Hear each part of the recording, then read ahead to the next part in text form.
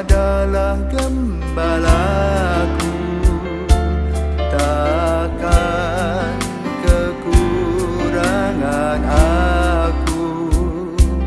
Ia membaringkan aku di padang berumput hijau. Saudara-saudara terkasih, selamat pagi. Salam jumpa lagi dalam Sabda Siap Saji edisi 31 Oktober 2022, hari Minggu biasa, pekan ke-30. Marilah kita berdoa karena Bapa, Putra, dan Roh Kudus. Amin.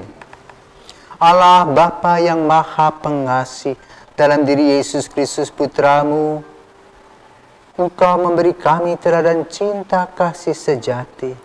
Sempurnakanlah cinta kasih kami dengan sehati sebudi hidup rukun sebagai saudara dalam semangat rela berkurban seturut teladan Kristus.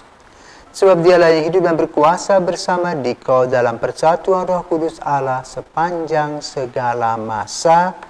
Amin.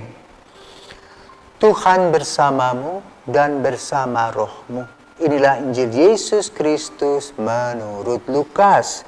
Dimuliakanlah Tuhan.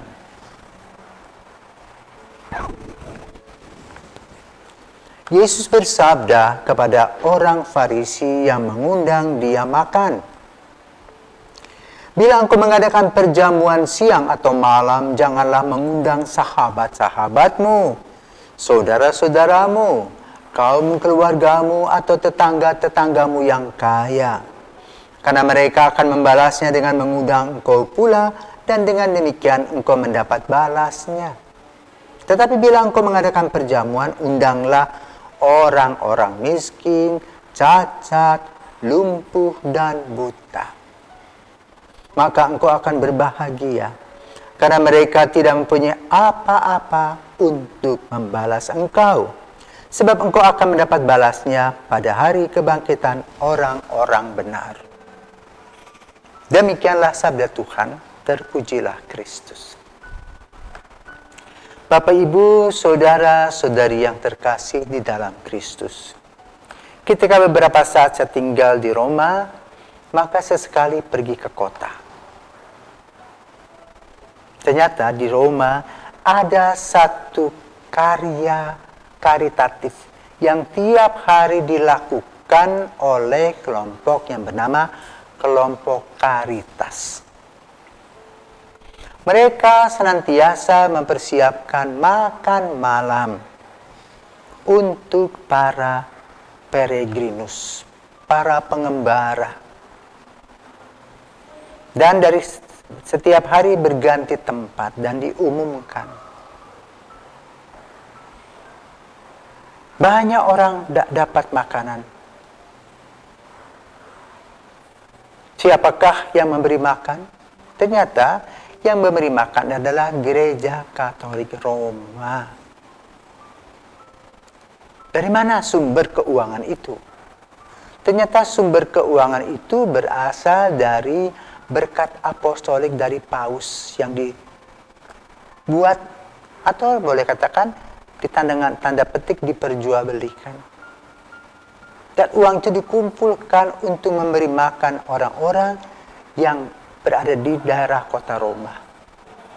Karena kota Roma merupakan tempat begitu banyak para pengungsi atau gelandangan yang memerlukan makan. Ini merupakan karya karitatif Gereja Katolik. Yang tentu saja pada awal mulanya diprakarsai oleh seorang santo bernama Santo Egidio.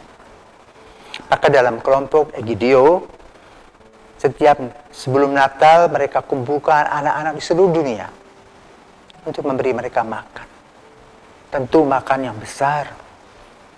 Dan mereka tidak mengundang teman-temannya untuk makan, karena sebagaimana Injil mengatakan, kalau kamu mengundang orang-orang besar, maka mereka pun akan membalasmu. Tetapi orang-orang kecil memang betul memerlukan bantuan tangan dan kasih kita. Lapar. Bisa juga orang mati kedinginan karena lapar. Hari ini kita mendengar dari kata-kata Yesus yang menghimbau kita untuk melihat agar kita boleh berbelas kasih kepada orang-orang yang menderita. Karena itu kita memberi tanpa pamrih. Kenapa? Karena Tuhan juga memberi tanpa pamrih. Sehingga kita melaksanakan cinta kasih itu dengan cara memberi makan. Ibu Teresa mengatakan kalau kamu tidak bisa memberi makan orang banyak, berilah 2-3 orang setiap hari beri makan. Supaya mereka bisa tumbuh dan berkembang. Maka kalau kita juga punya proyek, cobalah. Proyek itu bukan hanya show off. Memberi sekali selesai. Tetapi betul-betul memberi dengan serius. Kalau misalnya kita melihat ada orang yang kekurangan gizi, maka orang itu harus diberi terus supaya kekurangan gizinya bisa dilewati. Kalau ada gelandangan-gelandangan yang tidak punya rumah, yang bisa minta makan, maka kita juga mempunyai kewajiban moral membantu dan memberinya.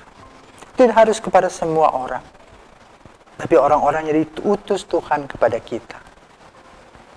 Inilah pelajaran yang diberikan oleh Yesus kepada kita. Karena itu mari saudara terkasih, kita bekerja dengan penuh belas kasih. Kita berdoa agar Tuhan merestui dan memberkati karya-karya kreatif kita. Agar Tuhan memberikan terus rezeki khususnya kepada orang-orang yang punya belas kasih untuk membantu dan menolong orang-orang lain. Semoga salah satu di antara orang yang berbelas kasih adalah Anda. Tuhan memberkati.